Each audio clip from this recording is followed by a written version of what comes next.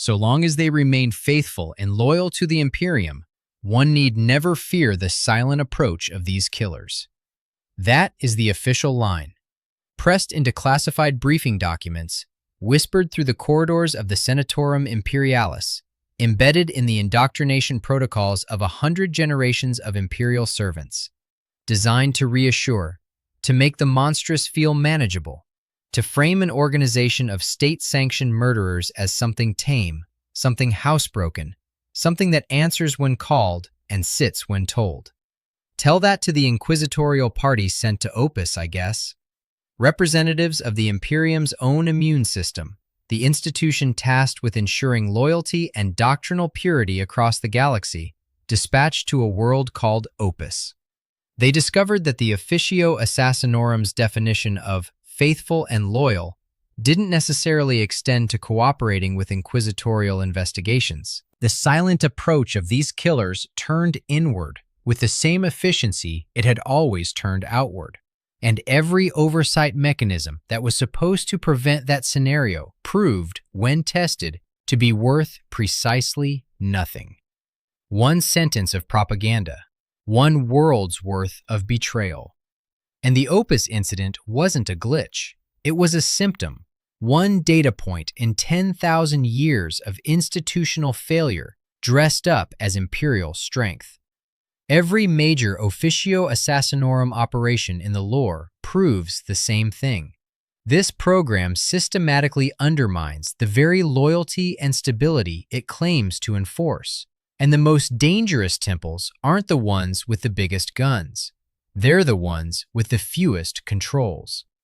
The Officio Assassinorum was born in the fires of the Great Crusade, that titanic 31st millennium campaign to unite humanity's scattered worlds. Malcador the Sigillite, First Lord of the Administratum, established the organization on the direct orders of the Emperor of Mankind himself. The founding logic was impeccable on paper. The Great Crusade would encounter threats too entrenched, too well guarded, or too politically delicate for the blunt instruments of the Legiones Astartes. A single blade in the right spine could save a fleet engagement. One bullet through the right skull could prevent a war. So the Officio divided itself into temples, each specializing in a distinct methodology of killing. The Vindicare Temple produced peerless snipers, lone marksmen who could thread an Exitus rifle round through a target's eye socket from a kilometer away. One chance is all I need. Clean, simple, satisfying. That is what most people think of when they hear Imperial Assassin. The Callidus Temple trained shapeshifters who used the forbidden substance polymorphine to literally become other people, replacing governors, generals, advisors, then striking when the mask was trusted. On the surface, each temple looks like a precision instrument in an empire of sledgehammers. On paper, the oversight mechanisms matched the threat. Assassinations required authorization from the Senatorum Imperialis, the Council of the High Lords of Terra, with a 2/3 supermajority vote before any operative could be deployed. The Grand Master of Assassins sat among the High Lords but theoretically served at their pleasure, a single voice among 12, constrained by consensus. Even the Inquisition maintained a hidden watchdog, the Ordo Sicarius, an entire suborder of inquisitors whose sole purpose was to monitor the Officio and ensure it remained, as the propaganda promised, faithful and loyal. Should have been enough. Wasn't. The crack that runs through the entire edifice is one of institutional design. The assassins are extraordinarily good at what they do. Competence was never the issue. The issue is what happens when you create an organization whose core competency is secrecy, whose operational doctrine requires it to operate beyond the knowledge of virtually every other imperial institution, and then hand that organization the tools to control information itself. You've built a black hole inside your own government. Black holes don't answer to oversight committees. They consume them. To understand why, you have to understand the temple that most people skip past. The Vanus Temple's agents, infocytes, are information specialists, data warfare operatives who deploy into a target environment with cogitator arrays, data tapping equipment, and predictive algorithmic engines capable of processing vast quantities of intelligence into actionable models. They don't carry guns. Their operational doctrine is built on a single intoxicating premise. Total information control is the most lethal weapon conceivable. A Vanus infosite can engineer a target's destruction from halfway across a sector by manipulating data streams. Alter supply manifests so that a rebellious governor's ammunition shipments never arrive. Insert fabricated intelligence reports that cause an enemy fleet to deploy to the wrong system. Adjust financial records until a heretic's funding network collapses under its own contradictions. The kill, when it comes, looks like an accident, bad luck. The natural, inevitable consequence of circumstances nobody could have predicted. That is precisely the point. The Vanus Temple's signature is the absence of a signature, and here the prosecutorial case begins to build, because the operational genius of the Vanus doubles as prosecution's Exhibit A. Bodies leave forensic trails. Ballistic evidence can be analyzed. Altered data, by definition, is indistinguishable from authentic data to anyone who doesn't already know it's been altered. The Ordo Sicarius can track a Vindicare's bullet. A Callidus infiltration leaves physical aftermath to investigate. A Vanus operation, a supply chain failure that might be sabotage or might just be entropy. An intelligence report that sent a fleet to its doom and might be fabricated or might simply be wrong, offers nothing to investigate. The oversight mechanisms the Imperium built to monitor the Officio are functionally useless against the Vanus Temple, because you can't audit what you can't see. The Vanus Temple understands this asymmetry better than anyone in the Imperium. Their predictive engines don't merely process current intelligence, they model futures. They calculate probabilities. They anticipate events. Operational effectiveness demands comprehensive intelligence profiles on every faction the Vanus can access data on, including Imperial ones. The High Lord's vulnerabilities. The Inquisition's blind spots. Political fault lines within the Senatorum Imperialis. If the Vanus doesn't maintain those profiles, its predictive models are incomplete, and incomplete models produce unreliable predictions. So the institutional logic becomes inescapable. The Vanus Temple's effectiveness requires it to surveil the very institutions that are supposed to be controlling it. Total information control doesn't come with an asterisk. It doesn't exempt its masters from its reach. Occasionally, standard operational restrictions proved insufficient even by the Officio's own standards, and a Vanus operative was designated as an unbound infosite, cleared to act with even fewer constraints than the already minimal oversight afforded to a normal agent. In practical terms, an unbound infosite is a single human being with authorization to manipulate any data system they can access. No obligation to report methods. No requirement to justify reasoning to anyone outside their own temple hierarchy. An information tyrant with a license from the state. The Imperium, in creating the Vanus Temple, built a panopticon and installed it inside its own house without fitting locks on the observation room door. The Watchers, faithful as they might be today, know every weakness of the structure they were built to protect. They have to. The structure insisted they learn those weaknesses in order to function. That's the invisible rot. The structural damage you can't see until the building comes down. But the Officio's institutional failures aren't all invisible. Some of them generate a field of existential horror that announces itself to everyone within range. The Callidus Temple recruits from the rarest and most disturbing population in the galaxy, psychic blanks, also known as pariahs. Human beings born with the pariah gene, a mutation that renders them soulless voids in the warp. Standing near a Callidus operative, for a normal human, is an experience of profound wrongness. The blank's anti-psychic aura generates a sphere of existential dread, a zone within which normal people experience nausea, crippling anxiety, and the unshakable conviction that something is fundamentally, terribly wrong with reality itself. For a psyker, the effect magnifies to lethal proportions. The Callidus operatives' animus speculum, an ancient and poorly understood device mounted on their skull, focuses and directs this null aura into a concentrated psychic blast capable of annihilating even powerful warp entities. In an age of chaos sorcerers and demonic incursion, the perfect counterweapon. Or so the briefing documents insist. The Callidus Temple's own operational protocols reveal the problem they can't solve. Operatives deploy with contra-psychic dampers that suppress the full effect of their null aura until they're in the field. Then the dampers are reversed and, in the Imperium's own canonical language, the full terror of the psychic blank's null aura is allowed to billow forth. The word terror isn't some external commentator's editorializing. That is the Imperium's own documentation describing what its weapon does to everyone nearby, allies included. When those dampers come off, every Imperial soldier, servant, and civilian within range experiences the same existential horror as the intended target. Allied troops can't function.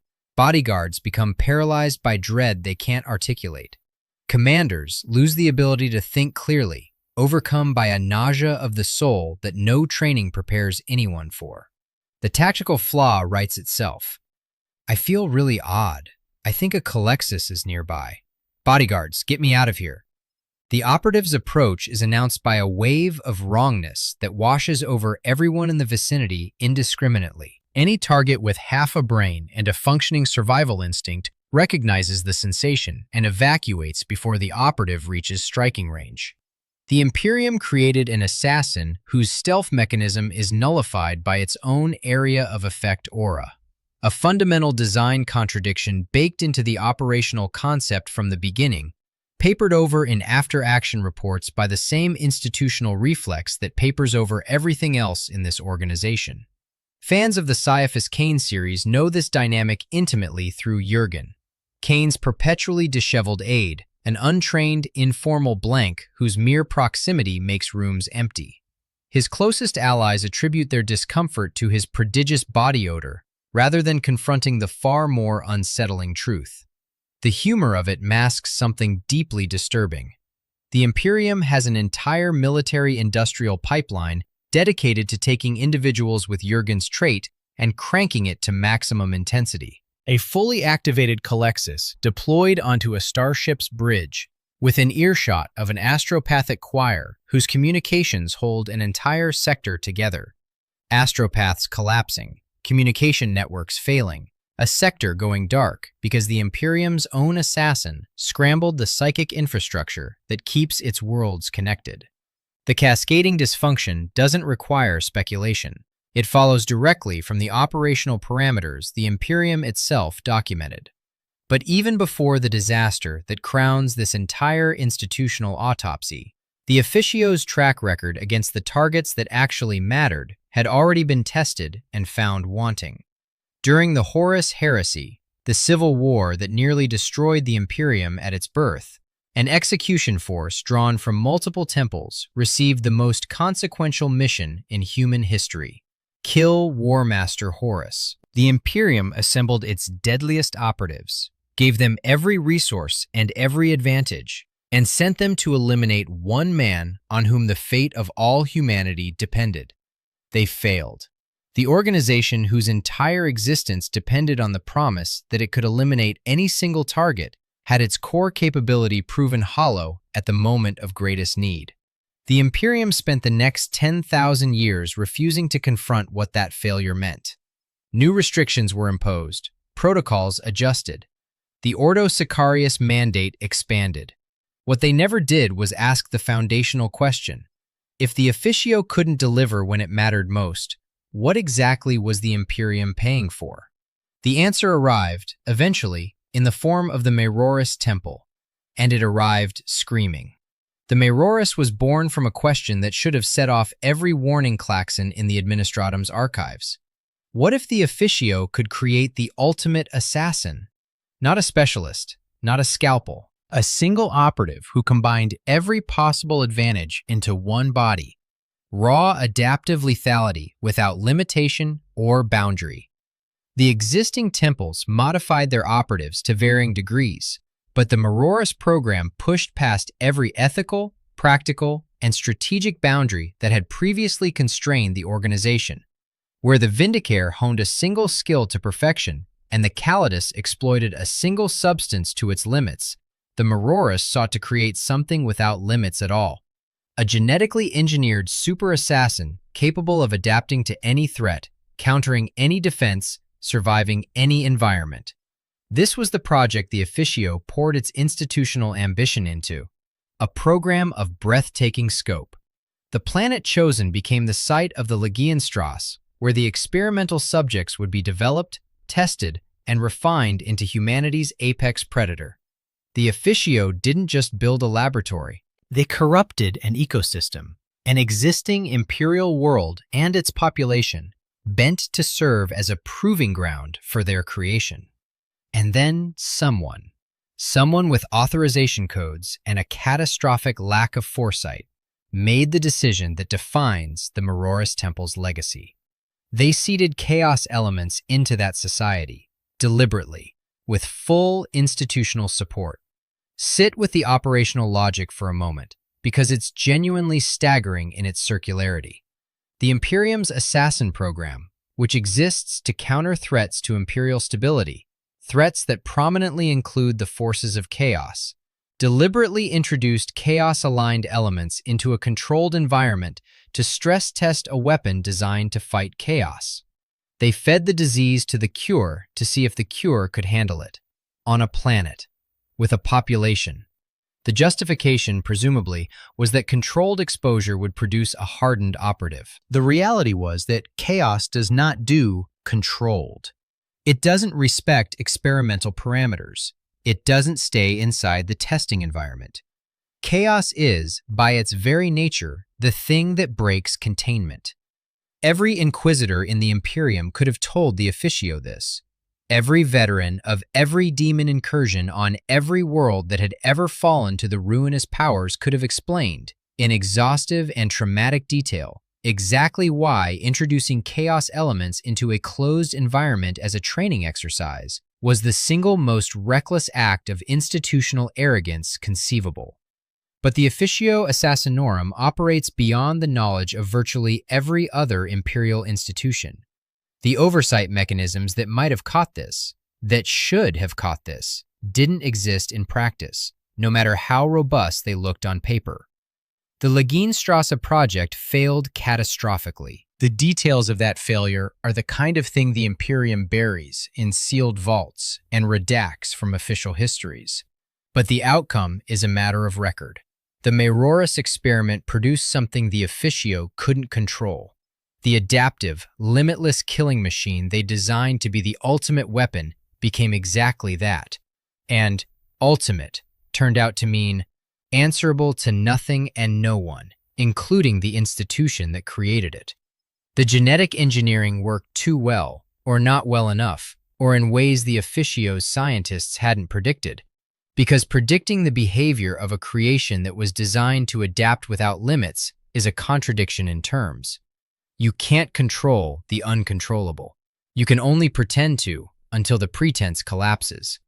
The Imperium's response tells you everything about the institutional culture that produced this disaster. Faced with the consequences of their own program, a planet-scale catastrophe generated entirely by their own operational decisions, the Officio and its Imperial overseers reached for the only tool in the arsenal that matched the scale of the problem. Exterminatus. The complete destruction of a world and everything on it.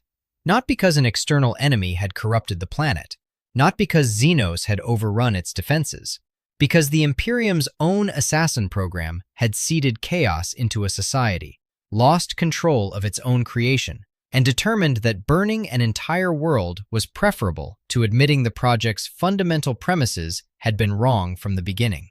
Honestly seemed like a situation in which a preemptive exterminatus would actually be justified. That sentiment captures something essential about the Mauroris disaster.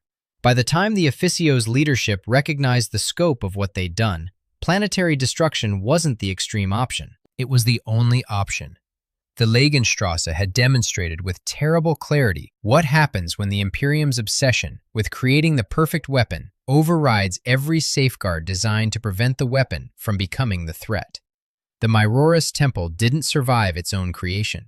Its legacy is a dead world and a classified file, and the quiet, institutional agreement to never speak of it again. But the pattern it represents, the escalating cycle of ambition, secrecy, catastrophe, and cover-up, didn't die with it. Drakon Van Gorich proved that in M32. The 12th Grand Master of Assassins was a major player during the War of the Beast, the massive Orc Wa that threatened Terra itself. Van Gorich watched the High Lords of Terra fumble the Imperium's response. Political paralysis, factional infighting, institutional cowardice on a galactic scale. He watched the Senatorum Imperialis fail at its single most important function, defending humanity. And he had, at his fingertips, the most lethal, covert organization in the galaxy. An organization designed to operate beyond oversight. An organization with the Vanus Temple's informational omniscience, the Callidus Temple's psychological weaponry, the Vindicare's precision, and the Callidus's infiltration capabilities. Van Gorich used all of it. He orchestrated a coup, the event the Imperial histories call the beheading, and murdered every single member of the High Lords of Terra, the entirety. The head of the Imperium's assassin program seized dictatorial control of the Imperium itself, using the very tools the Imperium had given him. The 2/3 supermajority vote that was supposed to authorize assassinations? Meaningless.